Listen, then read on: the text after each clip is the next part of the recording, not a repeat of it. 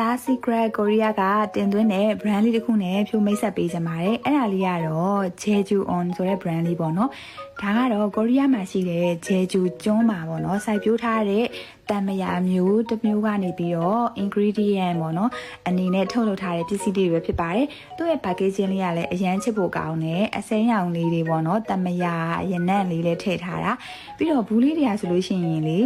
ဖန်ပလင်းလိုပုံစံမျိုးလေးဒါပေမဲ့ကော်ဘူးလေးတွေပေါ့နော်အဲ့ဒါဖြိုးအရန်တဘောကြတယ်ဘာဖြစ်လို့လဲဆိုတော့ဖြိုးလိုမျိုးပြုတ်ကြတတ်တဲ့သူတွေဆိုလို့ရှိရင်တော်တော်လေးအဆင်ပြေတယ်ဒါဆိုလို့ရှိရင် form လေးအကြောင်းအရင်ပြောပြမယ်နော် form လေးကကြတော့လေသူကလေအရေးပျော်ပြီးသားပုံစံမျိုးလေးပေါ့နော်သူ့ရဲ့အထဲမှာတည်းကအမြုပ်ကလေးတွေပါတယ်လို့ပုံစံမျိုးလေးအရေးလေးပေါ့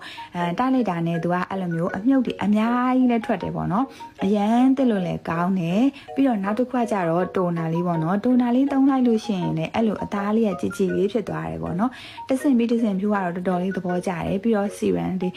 လေးသုံးလိုက်ရင်လည်းမျက်နှာလေးကကြည်လင်ပြီးတော့ပေါ့နော်အဲ့လိုမျိုးလေးချောမွေ့သွားတဲ့ပုံစံမျိုးလေးအစိုးထက်လေးတော်တော်ဖြည့်ပေးတယ်ပြီးတော့နောက်တစ်ခုကတော့ moisturizer လေးပေါ့နော် moisturizer လေးကလည်း E-set နေရပဲပေါ့နော်သူ့ကို series လိုက်သုံးတဲ့အတွက်ပိုကောင်းတယ်လို့ဖြိုးကတော့ခံစားရတယ်ပြီးတော့ လှည့်ပင်းတွေရောအကုန်လုံးလိမ့်ပလိုက်တယ်ပေါ့နော်အဲ့လိုမျိုးတဆင်ချင်းစီပေါ့နော်တိုနာရဲ့ serum ရဲ့